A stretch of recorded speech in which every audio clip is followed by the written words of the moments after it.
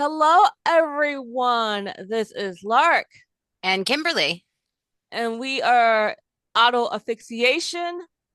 But today we have a lot of things to talk about. We've had, you know what? I'll be so happy when this election season is over. And the thing is that the election season is not going to even be over. Like, even when it's over, we still have November because this all, whole this whole year is just election, election, election, election on top of one another. yeah, it's election, election, election. It is madness. It's all the stuff that's happening. Kane is still missing. Kane is still missing. He's missed now 88 votes. He released a public statement that didn't really say anything. Like, yeah, I know. Um, That's what I thought too. I was like, okay, did he say something? Did this? What did it say? Like, that um, that he is under doctor's care and he expects to return to Washington soon. And yes, he's still running for re-election. look, there's nothing wrong with having, and I'm not saying he it this. I'm not saying this is a case with him, but when I was in high school and people disappeared like that, that was typically rehab. Now, I'm not Yeah. saying that's where he is. I'm not saying, and if he was, that's great. He's getting help. But 3 months gone. No, you can't run in November. You can't. That's are And they he's also, in addition to making, his automated stock trades, he's also been to traveled to San Francisco on Amtrak. he Um, what? he's taken several trips on Amtrak since he's been missing To San and under a Francisco doctor's care. Yes, to San Francisco on a train? on a train. He's sick. He's on a train from New Jersey. Tom Kane on a train. Like, I don't think you guys know. Like, okay, I love trains, and I always kind of want to go to California by train. But that means for him to go to California by train, that would mean he'd have to first go to New York, which is not that far yet. Well, go to New York, go to Chicago, then get off of Chicago. Like that's a lot. That's a lot of traveling. Then get off of Chicago, and then I think get off at another point, and then it's like three trains. Because I tried to do it. I tried to go to California by train. It's actually really hard. But it brings a question to like why is he is he trying to hide the fact that he's traveling? Is he like trying to be more anonymous by traveling by Amtrak? Like that's just really there's a lot of questions that are going unanswered, and his constituents have a right to know what he's up to. They do. They do. I mean, is he I think he's married. Does his wife I know it's been silence, pretty much from his camp. Just that one statement that he made, that said really it raised more questions than it answered. it did. It did. I thought by now he would just popped up like, oh, everybody's asking questions about me. I should pop up. That seat's gone. The Republicans should know that seat is now gone. You Yeah. can't just disappear for 3 months. That seat's now gone. A Democrat has that seat. So I'm just gonna pre-call that for the Democratic Party. Guys. I just feel like in New Jersey the difference is not so. I don't want to give again, this is a nonpartisan show, but the mainline national Republican Party has been not the Republican Party of your dad. No. So it's a totally different Republican Party. It's not. It's just, I don't know what these people are. Like, what is this? I guess they should have shut this down. The Tea Party. I guess I should have shut this down back then. And no, Yes. who thought that this would get to we would end up here? Who thought it would be in New Jersey? Not me. Who thought this would happen? Um, but moving on to other election news, something amazing has happened. Okay, remember that we made a map, and I said on this map, Bloomfield is a powerful place. It's People underestimate Bloomfield, but Bloomfield is the biggest suburban, culturally suburban city. It is the town right before urban Essex in North Jersey. So it is the one of the biggest suburban towns, Bloomfield. It's the essentially it's a when I say powerful, a lot of people are like, well, it's not under the Faulkner Act. Look, I'm not talking about like technically powerful in regards to like the mayor. I'm talking about powerful in regards to being able to shape the region.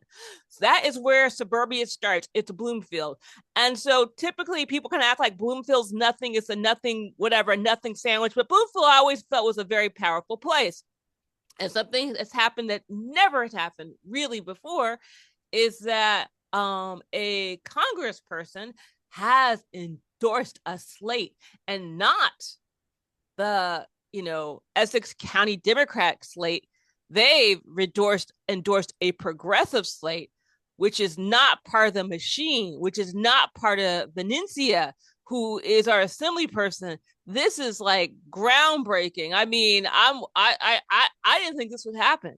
Um, I didn't think it would happen either. That's a really big endorsement for this slate. yeah, it's a huge endorsement. It's also a huge. It's saying something big about Bloomfield in regards to it changing, it becoming a because I remember when I first moved here, they were like, we have to have someone who's not so like obviously left, not obviously progressive, because this seat used to be Republican, D11 used to be Republican, blah blah blah blah blah. And I was like, that seemed interesting. It doesn't really feel that way. You're like, oh no, we need to keep it the way it is because even though they redo redistricting, but I was like, it doesn't feel that way. And then with Mejia's victory, okay, again. And so now Mejia and the party for the working families, which is kind of like I call it the DSA for for New Jersey. We don't have DSA here. We have the working families, which is I think in a way is a little bit more inclusive and a little bit not that I have a problem with DSA, but I kind of like the party for working families because we're all working families. And but I think this is kind of a bold move um for her to come in and be like, oh, I'm going to endorse against the machine. Because, if remember when Mejia won, the machine all kind of coalesced around her. They were like, okay, fine. They were like, they put down the hatchets. Okay, we're not gonna like try to come for you in June. We're all gonna like support you. We're gonna all like the troops, we're gonna gather the troops up. Brendan Gill, Tom, can't say his last name, but I could just say Tom, everybody kind of like coalesced. I think this is very interesting. I want to say in some ways, I feel a little bit of Andy Kim in there. Andy Kim kind of picked okay, look, there's a lot of things going on that are not being said. Andy Kim put his horse behind Fulop. That did not happen. I think he was like, oh, but he came. He was like, oh man, I'm trying to gain power. I feel like it's some kind of weird what do you call it? They have the stones, the infinity stones. The infinity glove. Yeah, the infinity glove. I feel like Andy Kim is like, I gotta get in here. How am I gonna get in here? I feel like him and Mejia are kind of a team because Booker is in Booker land. Booker has been racking up some losses. Pennsylvania, he went there, and Rob, who is very left, won in Pennsylvania. And despite Booker coming in for the other dude, I don't remember the other dude's name. So Kim is trying to essentially gain power in New Jersey. I'm like, will Andy Kim be we running for governor of New Jersey in the near future? I don't know. Why am I even saying this? Why am I saying this? I don't even know why I'm saying this, but I just you feel something. And you're like, I feel like Andy Kim's making some moves. I think so too. No, I think he's making I some see that moves. too. Yeah, I don't like I don't know if this is a Mejia move or Andy Kim move. And I think this is very interesting because for her to do that, for her to actually come against Benicia, which is like coming against Joe D, which is coming against a whole bunch of people. And I know Ross is like, oh, thank God, finally. I don't have to act like I like these people anymore. No, I don't know. I'm keep in mind, we're just observers. We're just observing what is happening. I'm just kind of like saying, I always kind of wonder, like, I wonder, is Joe D next? Okay, why am I talking about this? Let's get back to what we were talking about. But why do you think that Mejia decided to endorse on this in and this is a big deal. This is a huge big deal in Bloomfield. Everybody's just losing their minds, including me. Like, what? What's supposed to happen? Well, I think that, Mejia ran a great campaign, and she won a, a resounding victory over her opponent, who I can't even remember his name anymore. Um, Tom yes, that guy, that guy. and Um, Philip. Oh no, and I, no, no. That's not right. That's wrong. Sorry, no, Tom. Sorry. but you're right that Bloomfield is rapidly shifting even away really from the Democratic Party and becoming much more progressive. Bloomfield voted, I think it was like 40% for Mejia. Yeah, yeah. It was a resounding like absolutely Mejia. Yeah. So, this is Mejia is mirroring the politics that she's seeing in her constituents. And I think that this endorsement speaks to that.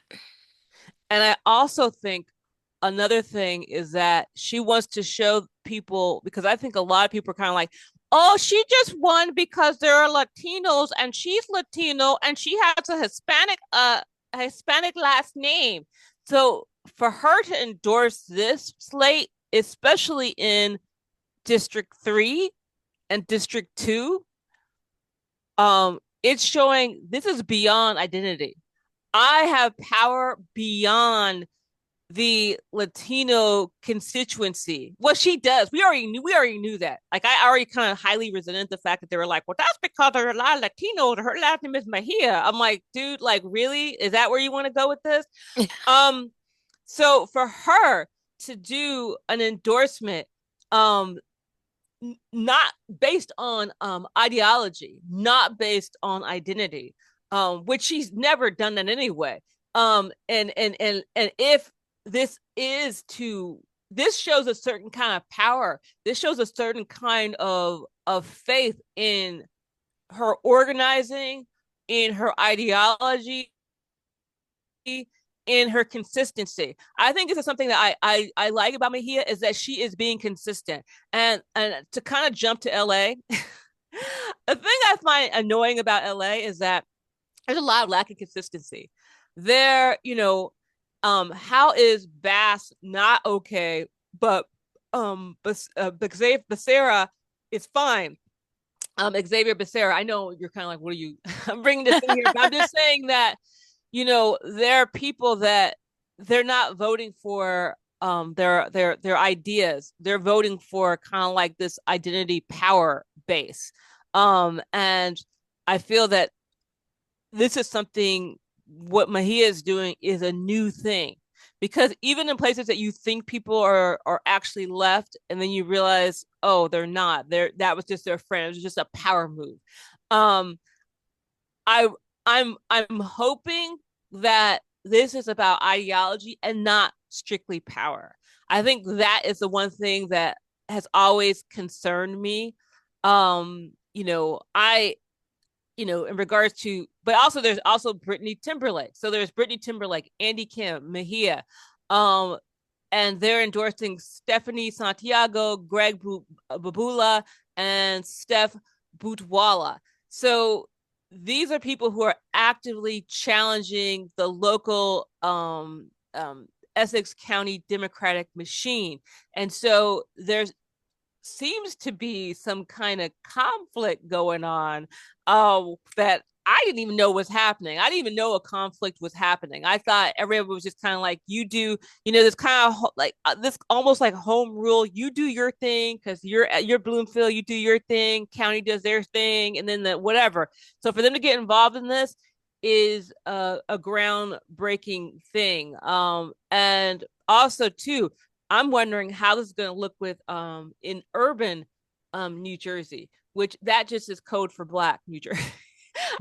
um, East Orange, Irvington, Ross is a firm progressive, Yes. but there are places in Black Newark that are not as conservative, sorry, as progressive. I'm wondering what, now that if Mejia wins, if this slate that is not part of the Essex County Democrats win, how is that going to shake up urban or Black New Jersey? What's going to happen there? Who's going to win? Because I don't think the person who was running against Ross was not left. He's a libertarian. Youngblood was not a leftist. No, he's not a leftist. He's a libertarian. He's very MAGA flavored. So I want to say, put that out there because people probably, because a lot of people, you see it, you just see he's a young guy. He has dreadlocks. He must be left. No, he's not. He is not on the left. Bellevue, Mayor Frank, 24. He won, and his car got repoed the same day. And I'm just kind of like, yeah, that happened. And here's the thing: I was going to one of my favorite package stores or liquor stores, wherever you guys call them here, because you can get alcohol and marijuana. And no, not that I have anything to do with marijuana, but I'm saying you can get alcohol and marijuana in one spot, and he has very high end alcohol there. I was talking to the guy, he owned the shop. He was like, "Yeah, so back before Frank was Mayor Mike's assistant." I was like, "What?" I was like, "What? What do you mean?" She was like, "Yeah, yeah." I don't know if he was an official, but when I opened the store, he came in with Mike, and I was like, "What?" He came in and he got it all ready for him, and I'm like, and he ran against him. Yeah, so people are. I thought he was. You know what? I thought he was just some. I knew he wasn't random. I knew he was doing stuff. I knew he was making moves, but I had no idea that his first move was to get close to the enemy. I had no great game. Frank got some game there. That's some amazing game. He got in and learned the enemy from the inside before Yes, he did. And I think he actually planned that. And I have to also say too, I love the enthusiasm of Frank and Bellevue. I love his enthusiasm. I love his positivity. I love like how he ran his campaign. Michael got dirty. Mayor Mike, who I often made fun of because he was always trying to sue people for making fun of him. He was like, "You can't sue, you can't make fun of me." But I'm like, "Well, you make it so easy. You make it so easy for people to mock you." But Bloomfield it has gotten nasty, nasty, nasty, nasty. It's gotten really nasty, and unnecessarily nasty. Like this is like, this is Bloomfield is still a small town, and there is still a fascist in the White House. So, I understand that local politics are very important, because they help us to build our base from the ground up. But again, there's still a fascist in the White House. Yeah, there's still a fascist in the White House. And the thing is that after this, we still have to work together. I think the thing is that I think one of the challenges I really had, and I don't even have a challenges with like the people who are running for office. I don't know if any of these people have any connection with the other things that are going on in regards to some very salacious kind of cruel AI commercial type stuff. I don't know what is like. To me, there's a way that you can fight the system without becoming the dirt of the system. Yes. Again, this is not saying I don't know where this is coming from, but I'm hoping that with the Mejia endorsement, the door can close on this extra nastiness. Because if you can't close the deal with a Mejia Bernie endorsement, then you shouldn't win. You shouldn't have to you shouldn't have to be getting in the mud and like fighting. At this point now, let's keep it what I'm building. What am I going to build? What am I going to do? What do I want? Because I would love to know, what are your thoughts on urban planning? What are your thoughts on the environment? I don't want, to me, I know it is New Jersey, and I get it. The I want blood, I want revenge, I want I want accountability. I understand that. I don't want to go against the culture here, but I also, at the same token, would really like to know, what are your dreams for Bloomfield? Being so close, we have, being so close to the train. We have three train stations in my district. And I'm in Bloomfield, I'm in Halcyon Park. Three train stations. We're 20 minutes outside of New York.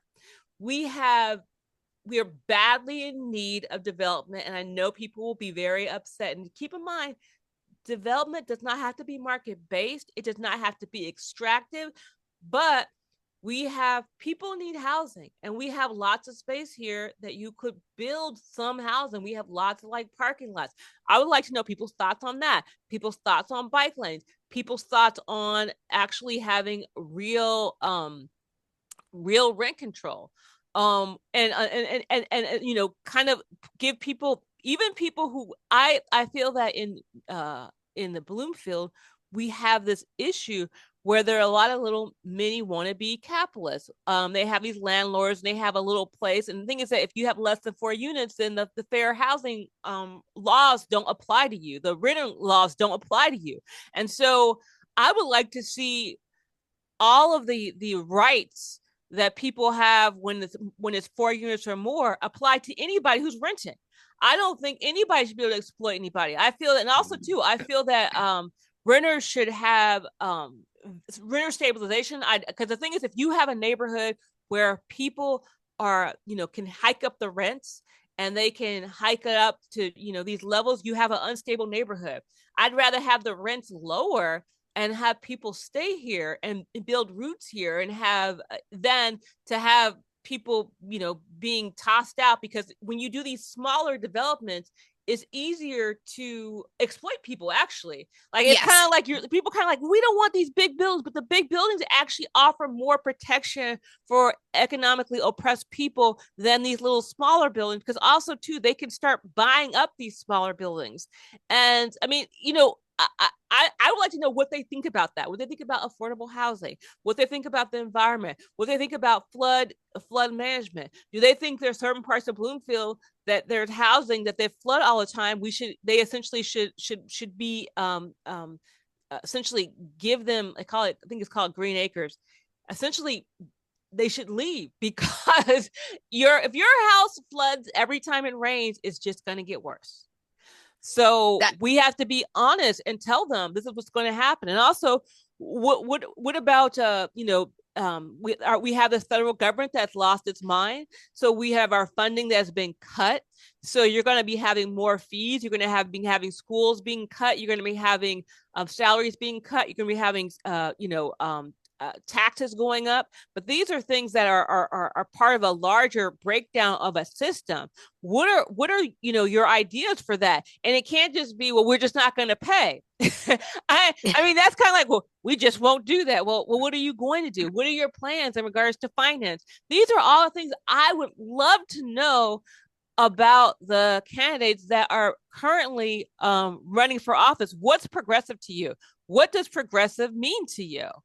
Um, I mean, and what are your thoughts? I'm sorry, I was going on and on.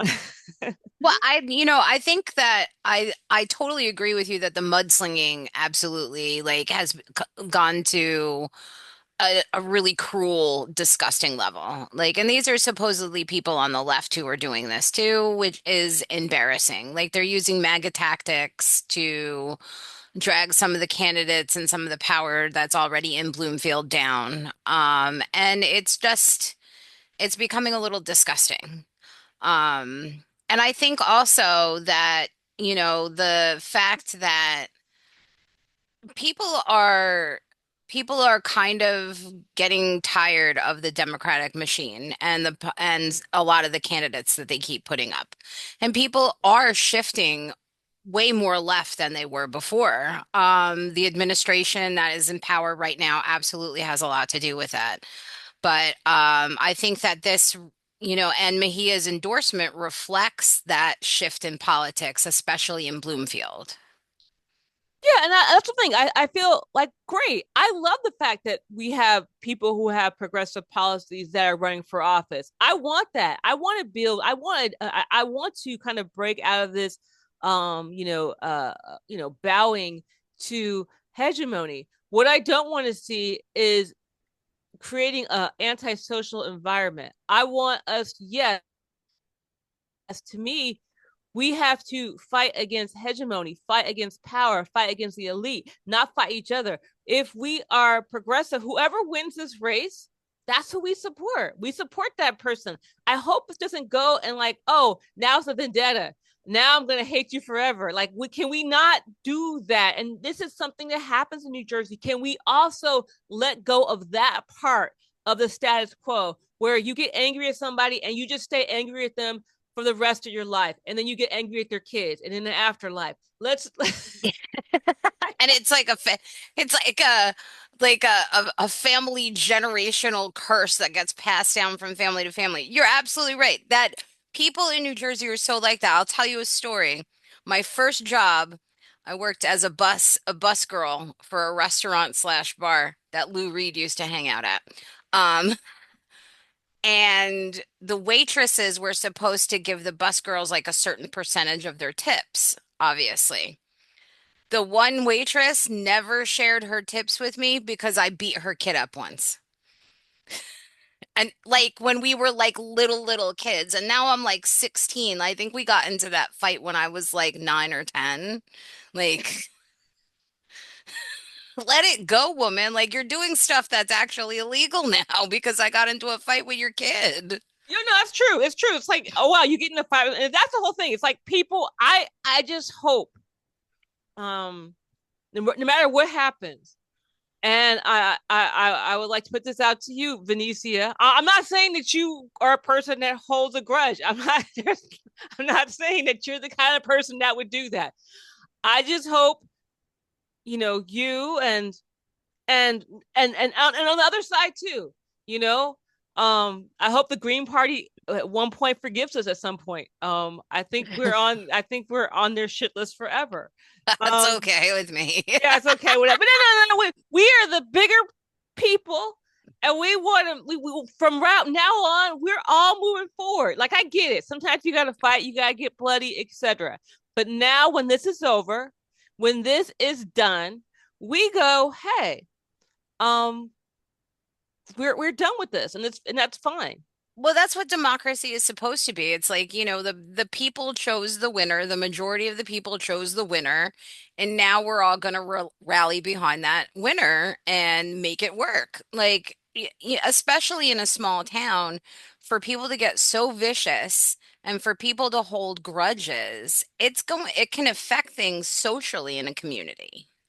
It can, and that's what I'm hoping. I'm hoping that with these candidates, depending no matter what happens, because I think regardless of what happens, regardless of who wins and who loses, there's going to be a few changes, and I think people are going to be like, wow, so people do have a stomach for left politics because when I kind of or not doing things the way things had been done. People are open to doing things in unique ways. And I think this is something that is important. And I think this is something that I'm looking forward to. I'm looking forward to, policies in regards to land, finance, and planning that are looking towards the future, that are based in science, that are based in things other than hooking up a friend, Yes. other than giving, because this is important. And we also too, we want to keep people engaged. We want to keep people feeling like my voice matters. It matters what I think. It matters. And I hope that whatever happens now, no one takes any vote for granted.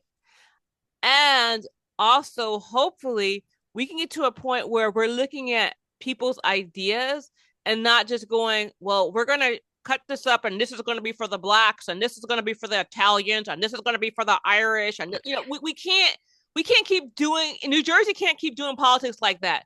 Where No. it's like we're literally segregating by like, oh, well, the blacks can work here. I mean, I've worked at places in New Jersey where all departments were kind of like segregated by cultural group. What? you're doing that in the 2020s? That's happening? That's still That's happening? that's It's ri- madness. that's weird. That's just Oh yeah. plain Yeah. horribly weird. It's horribly weird. And it gets to the point where it's like not just it's like this. There's African Americans and then there's the Africans. So like even the Africans and it'll be like more. I'm not just using African in regards to like just there'll be people who are Nigerian and Ghanaian. They're all be in one department, and then the African Americans are all in one department, and then the Italian Americans are all in one department, and the Jewish Americans are all in one department. That I have seen that in New Jersey, and I'm like, I think I'm like making a joke, and they're kind of like when I kind of try to talk to them, they're just kind of like, I think you're in the wrong department. That's such a regressive way to handle things. It is, and so I'm hoping that we can get away from that. I'm hoping that these new people who are on the left also aren't kind of like going, well, I only have to talk to Ross and I haven't talked to any other black person. Just talk to Ross, and that's it. Got it. Or they think I just gotta talk to Brittany Timberlake. If I talk to her, don't even need to talk to any other black person because that's all that matters. That's because that's something that happens in New Jersey. I think they only need one black person, and they don't need to talk to any other black person. And we only that they all think the same, and they're all from Yes. Newark. And We're that all black from and that one black person is an expert on all things black. exactly, and they're all from Newark. So and they're all urban. And that's why they keep asking me to do bike rides for little children in Newark and East Orange, the bike community. They're like, you ride bikes? Could you do a bike ride in Newark? But I'm not from Newark. But you're black though. Aren't you all blacks the same? You're not the same. Anyway, with that, we're gonna wrap it up. Thank you all. This is exciting. Vote early. Don't vote often because they'll Don't put you vote in jail now. often. Yeah. Vote early. Tell your friends to vote. Vote for the person who you feel is the best candidate. And remember, you have to do this all again in November. Yep. So don't forget. This is we're gonna be voting June, voting in November. It's gonna be madness. So you all remember to Substack, Spotify, YouTube, our Facebook page, and all that good stuff. Thank you so much for listening. Okay. Bye bye.